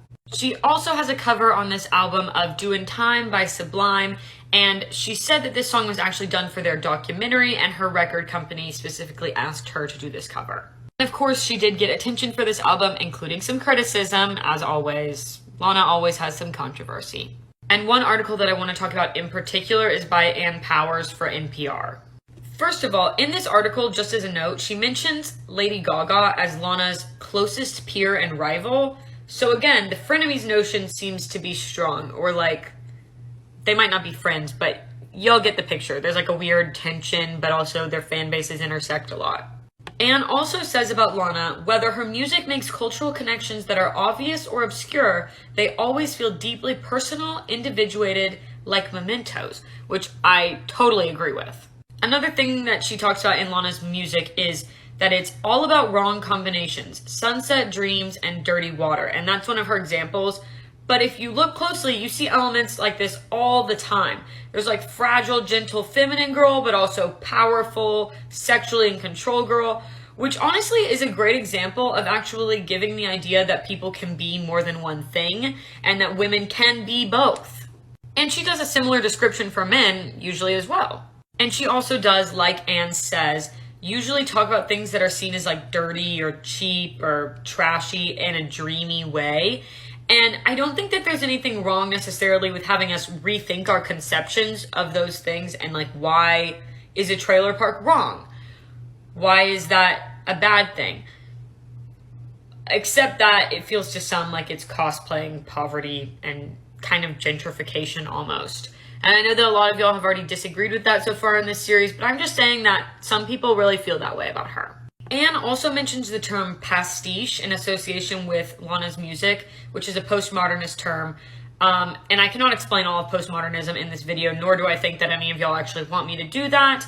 But I think this was really interesting because to me, it's very clear. As soon as she said that word, I was like, that is exactly what she's doing. Pastiche is basically when multiple different elements are combined without any real context. They're basically just taken from their source and pasted together. But when you put all of those things together, they lose all real meaning because they've all been disconnected from their original sources and contexts. It's one of the ways that you can see today that everything really is just a copy of a copy. Nothing really is original. It's all just things taken from another source and then decentered from its original meaning and reused. And you can see this in that she takes elements from lots of different time periods, lots of different socioeconomic scales, lots of different contexts, and pieces them together in her music. So Lana uses pastiche really well in her music, in my opinion, to create a feeling, a vibe, to put a fantasy into your head. Because you'll notice in any given song, she'll reference multiple different time periods, political associations, socioeconomic classes, styles, number of things. But she puts them all together, and they might not technically go together, but she puts them together to create kind of an image in your head of the vibe and feelings that she wants you to have when listening to her song. And again, I could talk about this forever, but I will not because I know that some of y'all probably don't care. Anyways, she responded to this article in a tweet and said, "I don't even relate to one observation you made about the music. There's nothing uncooked about me. To write about me is nothing like it is to be with me." Uncooked was one of the terms that Anne used to basically talk about the pastiche in Lana's songs, where she thought it seemed like a bunch of terms and references melded together with no real reasoning for it. But in my opinion, the reasoning for it is because she's kind of creating a fantasy in her head that you will forever associate with that song, and kind of like a new world almost. Lana also tweeted again telling Anne not to call herself a fan. And to me, that response, "don't call yourself a fan," is a bit much because she's an artist, she's putting out art. Art is meant to be interpreted and criticized. That is its whole purpose, really, other than the artist's self-expression. So if you don't want your art to be criticized and interpreted, you shouldn't put it out publicly. And to say that somebody essentially can't enjoy something and also think about it critically or criticize it or come to different conclusions about it than the artists themselves is very manipulative. And I do feel like I see this more and more in today's society where celebrities, and I'm not necessarily saying Lana, although it does seem like that's what she was trying to do in this statement specifically, but where celebrities feel like they can almost bully their way out of bad publicity or out of criticism by essentially convincing people that to disagree with them or to question them at all makes them their enemy. And I just want to encourage everybody to not buy into that. You can and should be critiquing the world around you and the content within it. There is nothing without flaw in our world, And you can interpret and question and criticize without being hateful. You are a human being built with a brain that is meant for critical thinking, and our societies would have gotten nowhere without it. So don't buy into that. So on September 13th of 2019, Lana released Don't Call Me Angel with Ariana Grande and Miley Cyrus. If you don't remember, that was for Charlie's Angels, the movie. On September 21st of 2019, she started her tour for the NFR album. And just a few days in, on September 23rd, we see Lana with a new man. And this man was Sean Larkin, aka Styx. He's on the show Live PD, and he's a cop. He lived in Tulsa, so they were going back and forth visiting each other, but apparently they had a very normal relationship together. Not a Lana Del Rey song kind of relationship, just very normal. On November 29th of 2019, Lana was on Casey Musgrave's Christmas special. I loved all the songs on this special. I still listen to them every Christmas now, but they specifically collabed on I'll Be Home for Christmas together. On December 16th of 2019, Lana posted this picture on Instagram with Styx, so we know they're official. And Lana apparently said, he's a good cop, he gets it, he sees both sides of things. Sean, aka Styx, also had children that were 16 and 21 at the time that he started dating Lana, and he described their reaction as blown away. Please, can you imagine that? I'm 22. If my dad came home and told me that he was dating Lana Del Rey, I would almost certainly projectile vomit. Also, like, listening to her music, like the more sexually charged parts, and then thinking about what she's gonna be doing with your dad later, goodbye. Too much for me, too much. Hey dad, do you prefer Coke or Pepsi? Actually, never mind. No. However, if Lana ever watches this, I would love to hang. But just please keep it discreet if you're going to hook up with my dad, okay? At the Grammys in January of 2020, Lana showed up with Sean. I have nothing else to report on that, but you probably know if you've watched my series for a while that a red carpet debut, this is serious. This is now a serious relationship. Unfortunately, though, on March 19th of 2020, we found out that Lana and Styx broke up. He had an interview with the New York Times and they asked him about it, and he said that they were just friends but that they still talk. And of course, he said that the breakup was due to busy schedules, keeping it classic. On May 1st of 2020, g-eazy dropped a song called Moana with the internet's new crush, Jack Harlow.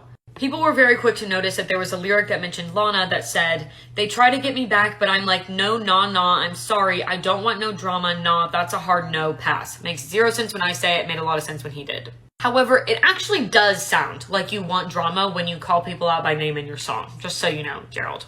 May 21st of 2020, Lana took to Instagram with a Notes app photo style post. You know, the ones that celebrities always do. Except this is Lana Del Rey, so it actually was like a typewriter font. You know, still has to be aesthetic. Here's how the post begins. Now that Doja Cat, Ariana, Camila, Cardi B, Kalani, and Nicki Minaj and Beyonce have had number ones with songs about being sexy, wearing no clothes, effing, cheating, etc., can I please go back to singing about being embodied, feeling beautiful by being in love, even if the relationship is not perfect, or dancing for money, or whatever I want, without being crucified or saying that I'm glamorizing abuse? The rest of it, to summarize, was about how she's been burdened by public opinion, saying negative things about the themes and the topics that she talks about, and how feminism needs to have a place for hyper-feminine women, for delicate women, and women who might get into toxic relationships and stuff, because there are many of those women. People did not appreciate this post one little bit. Not only did people find it kind of tacky that she was listing out other artists, but they also noted that these were mostly POC women, and it felt like someone saying, well, if their music is getting praised, then mine should have been praised for ages now. And the other thing that people noted was that all of these themes and topics that she was discussing and talking about in this post, as if she was like their rightful owner and inventor essentially, were all topics that had been discussed and used before her time by POC women and just by other people in general. There was also an issue because when she was talking about how there needs to be a place in feminism for the hyper-feminine, delicate woman, the woman who might get into a toxic relationship, she referred to them as people who look like me, which made some people think that she was talking about white women. She did clarify that she meant people who don't look strong or necessarily smart or like they're in control, etc. It's about advocating for a more delicate personality, not for white women. Basically, people did not really pity her and were not pleased with the angle that she took. She did reply to a few of the comments on the post, and she said, "To be clear, because I know you love to twist things, I effing love these singers and know them. That is why I mentioned them." And she also said, "It doesn't change the fact that I haven't had the same opportunity to express what I wanted to express without being completely decimated. And if you want to say that has something to do with race, that's your opinion, but that's not what I was saying." She also made a comment to say that she wasn't pointing to race and said, "There are certain women that culture doesn't want to have a voice. It may not have to do with race. I don't know what it has to do with. I don't care anymore, but don't ever call me racist because that is BS." Despite her extra comments on it to clarify, I really don't think that she came at this with the right angle. And I think that the overall tone of it came off very ignorant and ungrateful. That seemed to be the public feeling on it at the very least. And while I agree with her that feminism should have a place for everybody, including people with different personalities and preferences and styles and whatever that may be, it really came off to people as if she was essentially ignoring the years upon years upon years that POC women, trans women, disabled women, queer women were all completely pushed out and excluded from white feminism. But on May 22nd of 2020, Lana decided to write another post, and she said, "Despite the feedback I've heard from several people that I mentioned in a complimentary way, whether it be Ariana or Doja Cat, I wanted to say that I remain firm in my clarity and stance." So we do know that she was getting responses from some of the people that she mentioned, which I would just die to hear. And then she ended it by basically saying that we will all see that she's right eventually in what will inevitably become a new wave/third wave of feminism that is rapidly approaching. And Glamour covered this and was so funny and inputting, even if they weren't trying to be funny, in parentheses, "Please note that the third wave of feminism began in the 90s and there's already a fourth wave." She did say she wasn't interested in feminism, so who can expect her to know the waves, really? That being said, something I've learned, and I'm still trying to learn, maybe give it a quick Google first to fact check yourself before you do it. And honestly, I gotta say that to some commenters as well, because some of y'all come in here with, "You're mispronouncing this. This is wrong." Take a quick Google search to find out I'm correct. Think about it before you comment it. Right, Taylor? Yes. The studio audience got a brief little cameo there. A few days after that post, she came back with a video on Instagram, and she said, "When I mentioned women who look like me, I didn't mean white like me. I mean the kind of women who, other people might not believe. The difference is when I get on the pole, people call me a," y'all know the word, starts with a W, "but when FKA Twigs gets on the pole, it's art." And she said her intentions were good. She just wanted to advocate for fragility and feminism, and also revealed the name of her newest album. This, once again, did not go over well. So, her post on May 25th. First of all, people took issue with her comparison once again of it being her versus a woman of color. I personally feel like if she was trying to make clear that women like her wasn't just white women, then maybe she should have given an example that wasn't another white woman or just her, and stopped making the other side of the argument continually a person of color. Secondly, people noted that FKA Twigs is a trained dancer, unlike Lana, so not really a fair comparison, and that the dancing on the pole that she was referencing is from her Tropico video, in which, as one Twitter user put it, she is cosplaying a Latina worker, which a lot of people feel she was doing, although by my comments, some people feel she wasn't. And lastly, people found it very odd that she also used this opportunity to plug a sneak peek of her new album. It did make the past week or so of posts feel a lot like a PR stunt gone horribly wrong, and Insider ended up describing her as resentful towards successful women of color, ignorant of her own privilege, and determined to play the victim. On June 9th of 2020, her Norman Rockwell tour ended, and then in August of 2020, and please bear with me on this because her Instagram is now deleted, she had a picture in August where she nearly kisses a man while holding a playing card in her mouth. I believe that's called Suck and Blow, but I'll go with the description People magazine gave.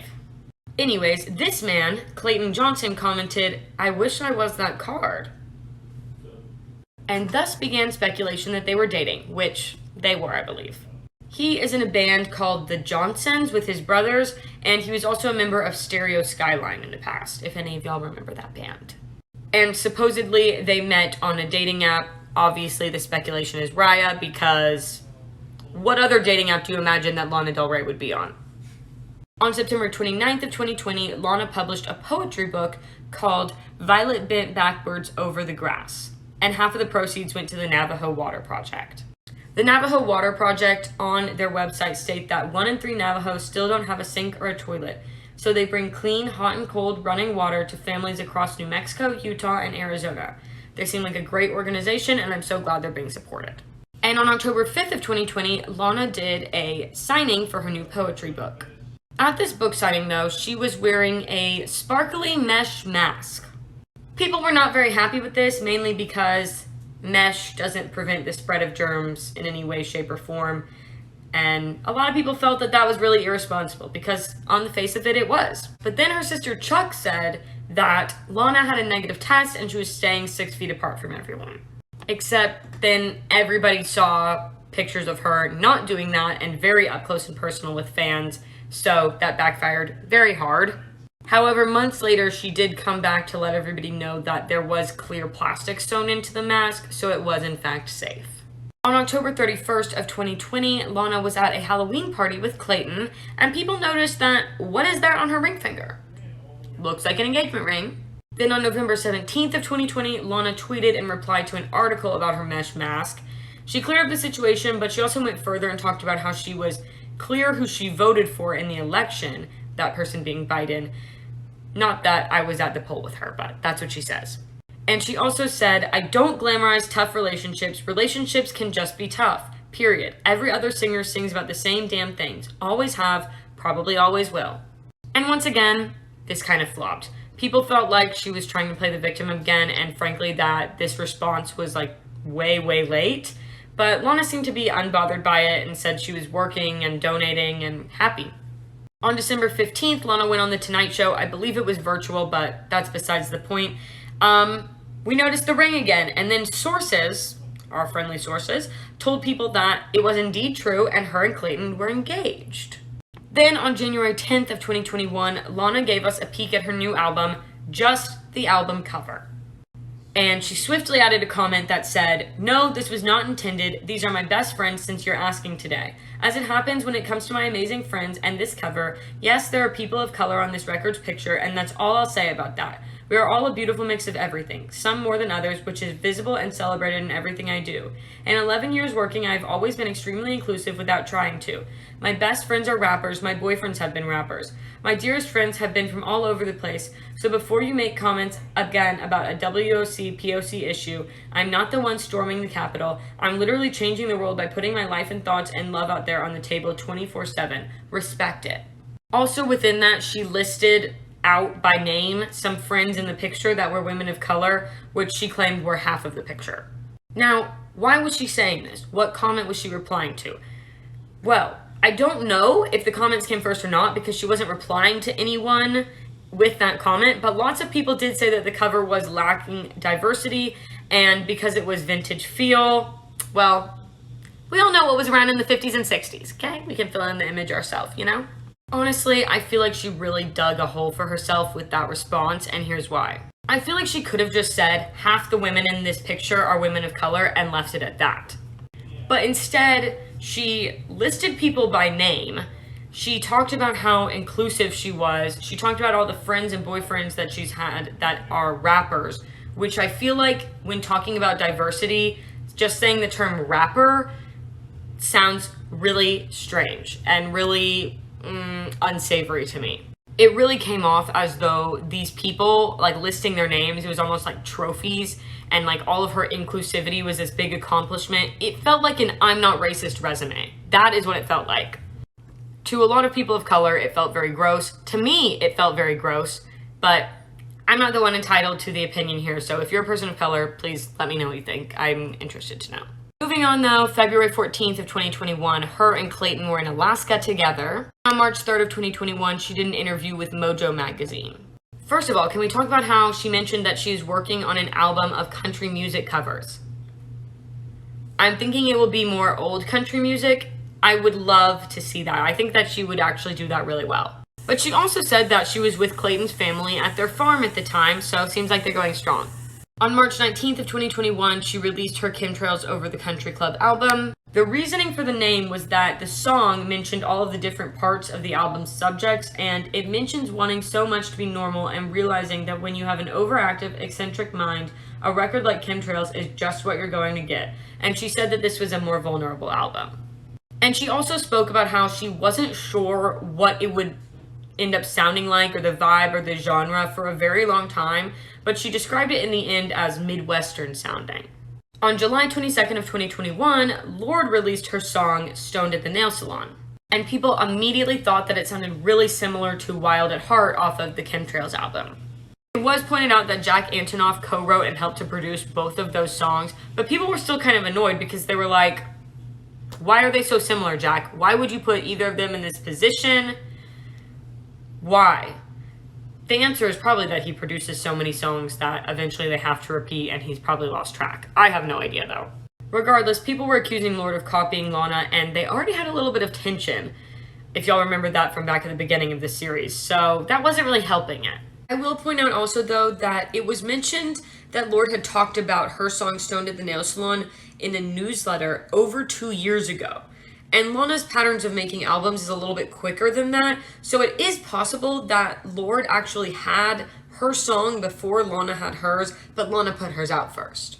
Either way, I don't think it's really a big deal. Jack Antonoff was behind both of them, so just let the similarities stand as his work and let the differences be Lana's and Lorde's.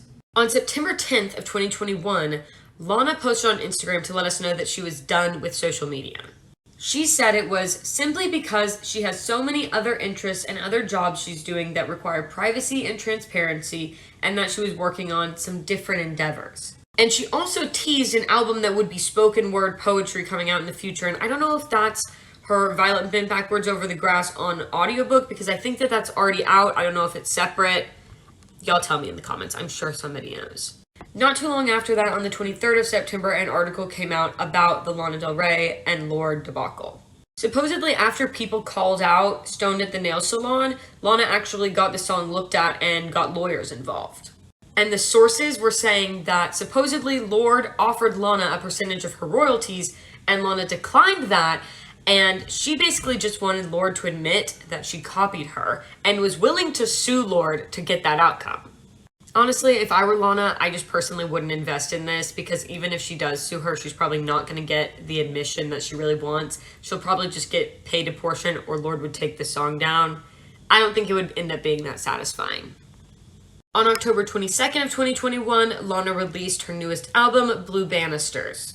And this was something that was about her writing her own story, as she said.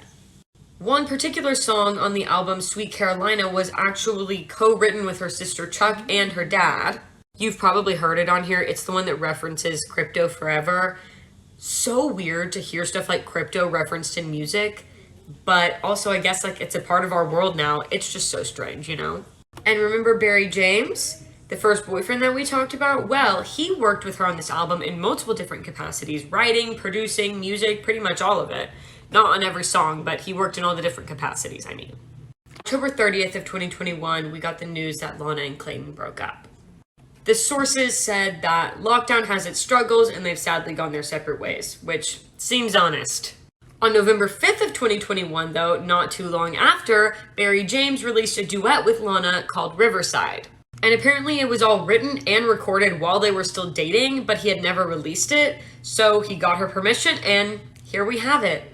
And in return for that, we also got those 4 songs on her Blue Banisters album that he helped her with, which were apparently also written and recorded when they were still together and came out later on. Is it just me wondering if like maybe they'll get back together? I don't know why I've been kind of rooting for Barry James this whole time. I don't know why. I really can't tell y'all.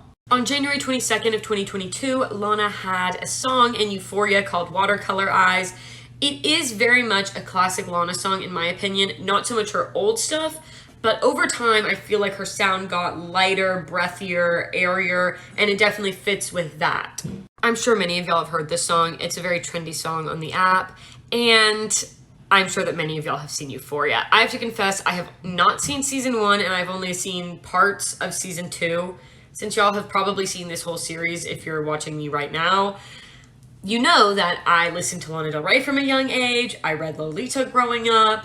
I watched Skins. So, all of that being said, I think you can pretty quickly put the pieces together of why watching Euphoria, not a great idea for me and my mental health. In 2021, she said she was going to release an album called Rock Candy Sweet, but she has yet to do that. So maybe we'll see that in 2022.